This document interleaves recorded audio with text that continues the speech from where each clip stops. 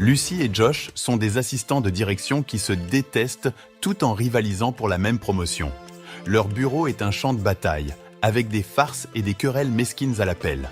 Mais bientôt, leur haine se transforme en une attraction torride. Dans le monde trépidant de Bexley et Gaiman Publishing, nous retrouvons notre protagoniste, Lucy Hutton, une jeune femme pleine d'entrain de 28 ans, prise dans une bataille quotidienne avec son voisin de bureau, Josh Templeman. Ils sont les bras droits des co-PDG, Hélène Pascal et Richard Bexley, mais leur relation professionnelle est tout sauf cordiale. L'animosité de Lucy envers Josh fait partie intégrante de son caractère. Quand Lucy s'installe à son poste de travail, son esprit est consumé par sa haine envers Josh. Leurs interactions sont une série de mesquineries et de joutes puériles, loin du professionnalisme qu'on pourrait attendre dans un tel environnement. La motivation de Lucy à exceller dans son travail est alimentée par son désir de surpasser Josh, son soi-disant némésis. Leur mépris mutuel est palpable, chacun nourrissant les pires suppositions sur l'autre. Un détail étrange attire son attention, la garde-robe de Josh, un spectre de bleu. Elle se surprend à cataloguer les nuances qu'il arbore chaque jour, de la douceur du bleu ciel à la richesse du bleu Savoie. Cette préoccupation inattendue avec les choix vestimentaires de Josh la laisse perplexe. Pourquoi consacrerait-elle de l'espace mental à un homme qu'elle déteste ? Secouant cette pensée dérangeante, elle replonge dans son travail, sa détermination renouvelée. Lors d'une importante réunion de PDG, M. Bexley et Hélène ont secrètement choisi leurs assistants respectifs pour un poste convoité. Leurs regards indiquent une rivalité féroce.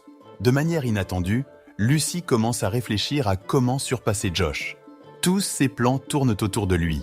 Elle veut qu'il regrette de l'avoir sous-estimé. Après avoir intensifié leur rivalité au travail, Lucy parle à sa mère qui lui demande pourquoi elle ne passe pas le week-end avec Josh. Confuse sur pourquoi il occupe ses pensées, Lucy s'endort et fait un rêve passionné mais malicieux à propos de Josh. À son réveil, une idée audacieuse émerge. Le séduire pour prendre le contrôle de lui et lui faire regretter de l'avoir sous-estimé et l'obliger à avoir du mal à dormir comme elle l'a fait. Alors elle enfile une petite robe noire qui épouse ses courbes et la rend magnifique. Elle entre dans le bureau, espérant attirer son attention. Et cela fonctionne. Josh lui sourit et lui demande innocemment si elle a un rendez-vous galant. Lucy panique et ment qu'elle en a un, espérant susciter son intérêt. Josh la questionne davantage et demande où elle va. Lucy invente un endroit sur le champ, mais Josh dit qu'il y va aussi. Lucy se sent piégée et se demande s'il a deviné son plan. Il demande ensuite si elle y va avec quelqu'un du bureau. Lucy dit que oui, mais c'est un mensonge. Elle n'a pas de rendez-vous, elle veut juste impressionner Josh. Elle court en bas et supplie Danny, le designer, de prétendre être son rendez-vous. Il accepte, mais seulement parce qu'il aime sa robe. Josh, qui a secrètement le béguin pour Lucy, la suit vers l'ascenseur. Il lui propose de la conduire, mais elle décline. Il fait remarquer que ses talons sont trop hauts pour marcher et qu'elle pourrait blesser ses petits pieds si délicats.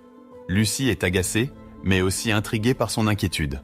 Elle plonge son regard dans le sien et ressent un lien. Josh ne peut plus résister et l'embrasse passionnément dans l'ascenseur. L'ascenseur s'arrête et ils se sentent tous deux mal à l'aise. Dans un moment de calme silencieux, Josh escorte Lucy jusqu'au café où Danny l'attend avec impatience.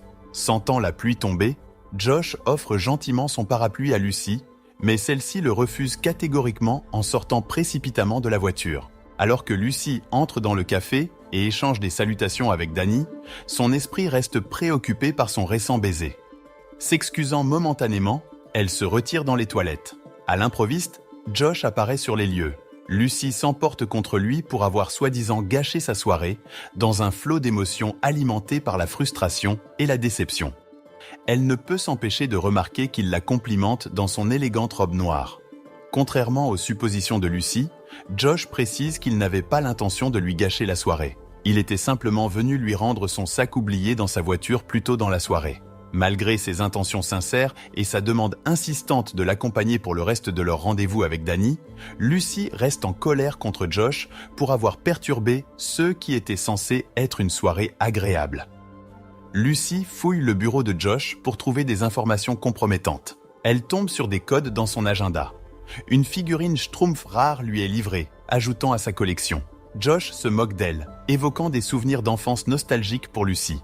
Des roses et des notes d'un admirateur secret lui remontent le moral. Au travail, Josh veut enterrer leur baiser d'hier. Lucy suggère qu'ils deviennent amis, surprenant Josh. Leur patron les interrompt pour leur demander des idées de promotion. Lucy propose quelque chose de nouveau, mais Josh défend son concept de pinball déjà approuvé. Frustrée, Lucy imagine faire du mal à Josh, mais se calme et réoriente ses pensées vers un jeu plus intense et plus compétitif. « D'accord », déclare-t-elle, « jouons maintenant à un jeu d'armes à feu. » Le concept de paintball de Josh est mis en place au travail. Lucy semble malade, mais participe quand même. Danny veut faire équipe avec Lucy, mais Josh révèle que les équipes sont déjà faites, les jumelant ensemble. Dans le jeu, Lucy prend des risques et se blesse. Josh et Lucy s'effondrent, forçant l'arrêt du jeu. Josh remarque que Lucy est fiévreuse et elle vomit sur lui. Il la ramène chez elle alors que son état empire. Malgré ses protestations, Josh insiste pour rester et s'occuper d'elle. Lucy vomit à nouveau. Josh contacte son frère médecin pour obtenir de l'aide pour Lucy. Après que Patrick, le frère de Josh, se soit occupé des besoins médicaux de Lucy, il engage une conversation avec Josh à propos de son mariage à venir. Patrick persuade Josh d'assister au mariage et l'encourage à amener Lucy. Intrigué par l'idée, Josh accepte et transmet l'invitation à Lucy, suscitant de l'incertitude. Au fur et à mesure que la nuit progresse, Josh prend soin de Lucy, veillant à ce qu'elle se repose et récupère. Le lendemain matin, il la surprend avec un petit déjeuner fait maison et prend sur lui de nettoyer sa maison. Lucy se retrouve prise au dépourvu par les gestes inattendus de Josh, ressentant un mélange de gratitude et de confusion. Dans une tentative d'établir des limites, elle lui demande de s'abstenir d'utiliser des tactiques professionnelles contre elle, provoquant involontairement sa colère et le poussant à partir brusquement. En arrivant au bureau, Lucy est accueillie par Danny, qui lui offre un bouquet de fleurs. Il l'escorte jusqu'à son bureau, la laissant à la fois flattée et perplexe devant son attention. Cependant, lorsque Danny s'en va, le regard de Lucy se pose sur une trace de jus de fraise sur son bureau. Cela déclenche un souvenir de sa conversation avec Josh pendant sa maladie. La maladie de Lucy la rapproche de Josh et elle réalise qu'il n'est finalement pas si mal. Josh est blessé quand elle ne lui donne qu'un baiser sur la joue et accepte de sortir avec lui ce soir-là. Elle découvre le jus et la carte sur la table et reconnaît les fleurs du début de la semaine que Josh lui a envoyées. Elle a honte d'avoir vanté que c'était Danny qui lui avait envoyé toutes les fleurs et elle veut montrer sa gratitude à Josh. Elle lui offre de faire n'importe quoi pour lui, même d'aller au mariage de son frère. Il essaie de la dissuader, mais elle l'entraîne dans la salle de stockage et lui dit qu'elle veut faire quelque chose de gentil pour lui. La tension monte et elle le supplie de l'embrasser. Il lui dit d'embrasser Danny ce soir-là et de voir si elle ressent quelque chose pour lui. Il dit qu'il les laissera tranquilles, si c'est le cas. Danny et Lucy s'embrassent, mais Lucy ne ressent rien et ils décident de rester amis. Elle croise Josh dans la rue quand elle arrive dans son quartier. Ils s'embrassent après qu'elle lui ait dit qu'il est le seul qui peut l'embrasser comme ça.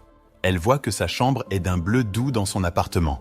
Il dit qu'il ne couchera pas avec elle parce qu'il veut plus qu'une seule nuit avec elle. Lucy ne peut s'empêcher de composer le numéro de Josh après une longue journée de travail, mais elle le regrette dès qu'elle entend sa voix. Elle sait qu'ils ont un accord. Elle ira chez lui s'il la rappelle. Josh ne peut pas se passer de son corps, mais il ne touchera pas ses lèvres. Il dit à son patron qu'il ne veut plus se mesurer à Lucy pour la promotion. Il se sent coupable de l'avoir utilisé comme un pion dans son jeu. Il demande à Lucy de préparer un sac pour le week-end et de le retrouver au travail le lendemain. Ils vont ensemble au mariage. Lucy surprend Josh en train de se disputer avec son patron le matin suivant. Elle se demande ce qui se passe, mais personne ne veut lui dire. Lucy et Josh se taquinent et se tentent mutuellement sur la route du mariage. Elle admet qu'il était celui qui jouait le premier rôle dans son rêve torride et qu'elle a dû mentir en prétendant avoir le béguin pour Danny. Josh et Lucy sont heureux jusqu'à ce qu'un appel d'Hélène, la mère de Josh, concernant les décorations de mariage vienne perturber leur bonheur. Josh se confie à Lucy sur ses expériences passées avec des femmes qui ne s'intéressaient qu'à son apparence. Lucy découvre que Mindy, une invitée, est l'ex-petite amie de Josh et soupçonne qu'il l'a amenée comme rencard. Mais Hélène rassure Lucy qu'elle a une place spéciale dans le cœur de Josh. Josh révèle qu'il ne cherche pas le soutien de Mindy, mais de la compréhension, car son père lui a brisé le cœur. Cette révélation les rapproche. Se livrant enfin à leur amour plus tard dans la soirée, ils s'engagent dans un voyage intime comme aucun des deux n'en a fait l'expérience auparavant. Une connexion profonde gravée dans leurs âmes. Lors du brunch festif, Lucy fait face aux railleries d'Anthony. Elle prend la défense de Josh et fait l'éloge de ses qualités incroyables auprès d'Anthony. Josh et Lucy retournent en ville. Ils s'avouent amoureux. Il dit qu'il l'a toujours su. Sa chambre est un hommage à ses yeux. Lucy est émue en voyant le mur et Josh lui dit qu'il l'aime et qu'il veut arrêter les jeux et être ensemble. Mais Lucy hésite et craint que leur travail n'interfère. Josh l'apaise et lui dit de se concentrer sur eux et rien d'autre. Ils se mettent d'accord pour repartir à zéro ce soir-là. Lucy est choquée quand elle entend Josh et leur patron parler comme si Josh avait joué avec ses sentiments pour saboter ses chances d'obtenir la promotion. Furieuse, elle décide de le battre à son propre jeu et de décrocher le poste. Elle court retrouver Danny et lui raconte comment elle a été trompée par les mensonges de Josh et comment il a prétendu l'aimer. Mais la vérité est que Josh l'aime vraiment et qu'il n'arrive pas à la sortir de sa tête. Il a un plan pour arranger les choses, mais il doit faire semblant de ne pas se soucier d'elle devant le PDG. Après une compétition féroce, tout le monde se réunit dans le hall et Lucy s'attend à ce que Josh soit annoncé comme le nouveau directeur des opérations. Mais à la place, il la surprend en lui disant qu'il change de poste et qu'elle est la nouvelle directrice des opérations de Bexley et Gaiman, dépassant ses rêves les plus fous. Mais les surprises ne s'arrêtent pas là.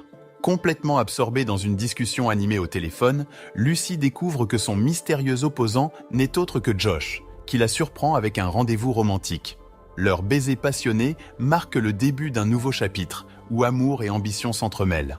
Le parcours de Lucy et Josh, passant d'ennemis jurés à amants, nous a fait vivre un véritable tour de montagne russe.